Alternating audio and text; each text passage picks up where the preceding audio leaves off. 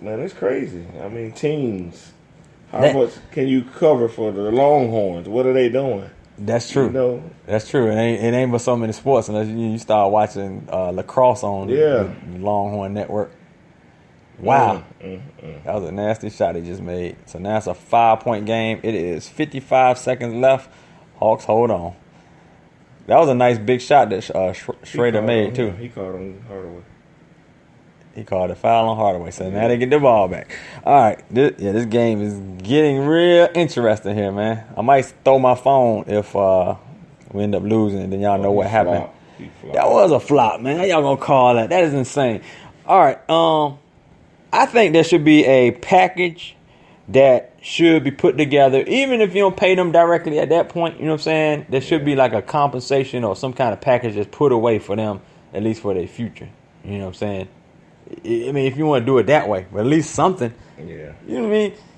Paying to a fund, paying to something. You know what I'm saying? Paying to something. Once they graduate, you can get access to this money or whatever. Or if it's a retirement, whatever it is. You know what I'm saying? They should have the money. It just doesn't make any sense. And I feel that it ain't fair that, you know, your uncle really can't give you no money if you're affiliated with like a certain organization or something like that because it's an NCAA violation, like a booster. I mean, you really have to be careful with all that stuff. And that ain't fair to them either, you know. People try to donate stuff to them, they can't give it to them because the NCAA investigate all of that. Right. And I remember they used to have those NCAA football games. It was just like the Madden. It was exactly the Madden game, but it's just the college version of it. And you know, you'd have I'm gonna have Sammy Watkins or whatever. You know what I'm saying? Whoever it was. You know what I'm saying? That was a goaltend, big time. Counter and a foul. Foul. Yeah. Something. Whatever. I'll take it. So anyway, shout out to my man 334 Bama boy. You said Bama don't have a network. That's what 334 Bama boy said, that Bama don't have a network. Okay, man. Well, somebody got one. Fighting Irish got one. They got an SEC network. Well, the SEC network. That's the whole what you call it though. But still. But they still making money. A conference. A conference. Yeah, the conference had a network. So they making money collectively, man. Yeah. They making money collectively, and the money that Saban is making is ridiculous. I'm sure Saban money probably is better than some of the NFL coaches out there. He make $8 million a year. Oh yeah, definitely. $8 million a year, and they just built him a mansion in Tuscaloosa. I like to see. So the booster can buy the coach something, but they can't get the kids nothing. They can't buy the kids a pizza, but they can buy the coach a house. But you know they doing something. It's just under the table. Yeah, and you know what I mean. And even on the other end, let's go down further, a little bit smaller. There's a problem. I actually was listening to a couple cats talk about the problem on the high school end, and I know it's happening in Atlanta, and it's probably happening in other areas as well. But cats transferring out of their school district to go corral on certain teams. You know what I mean? I'm sure that's happening everywhere. They've been doing it. They were doing it when we was in high school. They've been doing it. Yeah, man. So you look at Kevin Garnett. He's from South Carolina. Yeah. How he end up in Virginia playing ball? That's true, man. I mean, but there's got to be should be a regulation on it because I mean, it's like okay, it is what it is, and it's always been happening. But you know what I mean? It messes up the school district you in, or who you supposed to be with. You know what I'm saying? And you on this other team. You know McKeachin probably got where we from. McKeachin probably got kids from all over, all kind of places. Oh yeah. Don't even live in Powder Springs. Staying with their auntie and using their auntie address and everything else. Yeah, hey, shout out to my man. Jelani, the Wait a Minute show. Oh yeah, man. Rob Davis say Hampton High did it. Yeah, man, Hampton did it, man. All kind of places. It's everywhere, man, and it's definitely a lot of Atlanta schools that had that issue. You know what I mean? So it's like they corralling these teams to make superpower teams, and I guess it makes it a better opportunity for certain kids to get noticed and go to college. You know what I'm saying? But I don't know. Like I said, it's a balance on this thing. It's positive and negatives to it. And the other thing I heard people saying that the AAU is ruining basketball. What's your thoughts about that? High school basketball. AAU is ruining high school basketball. It's teaching individuality more so than a team thing. It is. But sports in general, it ain't just AAU basketball. It's sports in general. All the traveling teams, stuff like that. Yeah. It's just, you got the cream of the crop, and then you got all the other kids. They don't spend no time with them. They don't put no work in, and only the ones that got the potential. That's who they working with now. That's true. I got you. So it ain't to say it's that whole framework, whether it's AAU or whatever, and whatever sport. Little softball teams, baseball teams. Hell, my man Aaron, his daughter's on a volleyball team that travels and does it. So yeah, it's probably sports all over the place, man. That's actually crazy, man. It's crazy, and some of them sponsored. Some of them sponsored by Nike, Adidas. We have some come and stay with us. I had a pitcher that was 15 years old. This boy was 6'5" from Tennessee. 15 years old. 6'5" pitcher? Yeah. Going like 90-something. You talking about all the teams that was looking at him already. He's 15. 15 years old. Wow.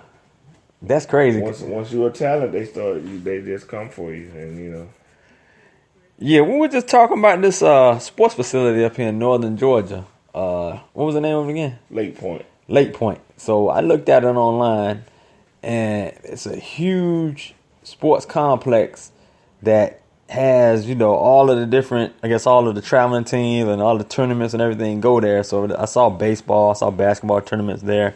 I saw taekwondo.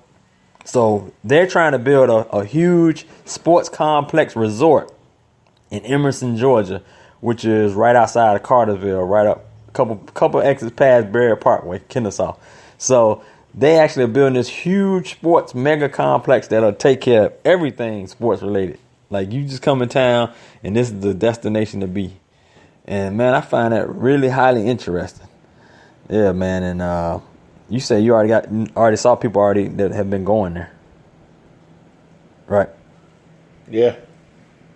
Yeah, it's like people, they come from all out of town. As far north, I know we had St. Louis teams and New York teams, New Jersey teams. I haven't seen many coming from out west, but like the East Coast and the South, Florida, everywhere, they're coming. And some of the kids, the one lady, she was there with one of her sons that was 15. Then she was back with her other son that was 17. She said basically she don't even hardly work because she spent her time with her sons traveling. They stay in a hotel room charging up their credit cards. Dang. But it might pay off, man, in the end. Well, then again, you never had no guarantee, though. Yeah, you know what I'm saying? Ain't no guarantee to nothing. All right, let me see. So my man Jelani, wait a minute, says Kysii, Sam Mitchell, former NBA player / coach, said a college recruit told his nephew that he could leave his high school team.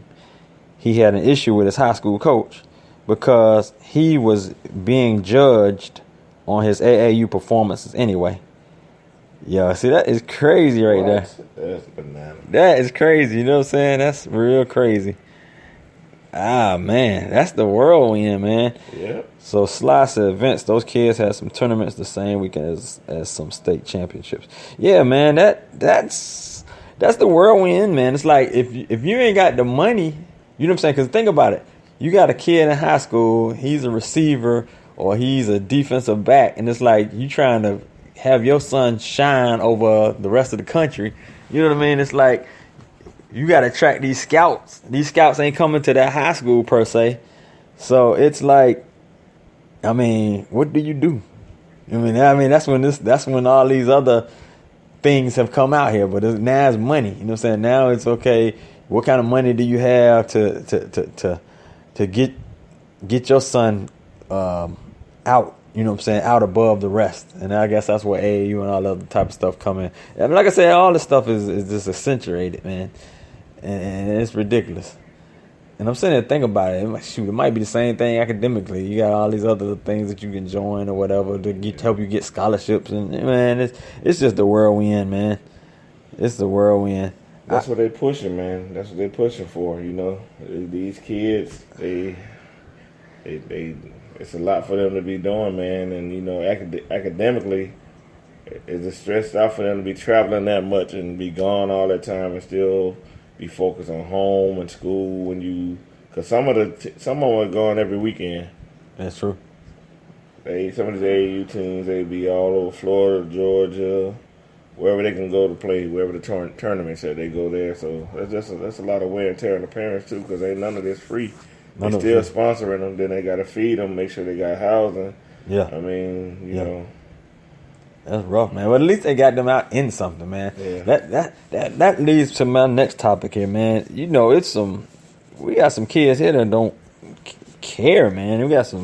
We in a different zone, man. It's like I ain't gonna say that it was pie and cake when we came up. You know what I'm saying? It was still crazy then, but it's like now I think it's just like zero respect level out here now. These kids don't have nothing. Like it's like they don't have nothing to live for, and ain't scared to die. Just go over there and take what you got. You know what I'm saying? And I know that happened probably then, but it just seems like it's at a different level now. I don't know if it's technology or what. No, you know, it's more. We had people that you always had like one guy out of the group that probably would be like, "Hey man, don't do that. That's a bad idea." Right. That was one of your peers. Now. Those guys don't exist. Everybody want to be the guy that's turned up and do all this. Nobody say, "Hey man, don't shoot up this. That's a bad idea."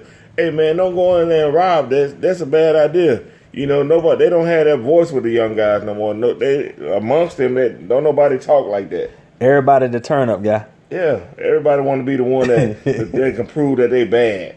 They hard. They ain't nobody be like, "Hey man, sit your butt down, man. It don't make no sense." Somebody harder than the next. Yeah. That's crazy, man. That's I mean, for real, because you in security, and you're a big fella, man. You know what I'm saying? But I don't know if you run into fools that try to test you. You know what I'm saying? All the time, or sometime, or what? Well, I ain't scared of you, big man. I think my approach is what get me past all that. What's your approach? Just my wording. When you know how to say things and put things in perspective for people, it changes. You know, I'm not gonna fight you. You going to jail. I'm not gonna sit here and argue with you. So you say that I'm directly to the point.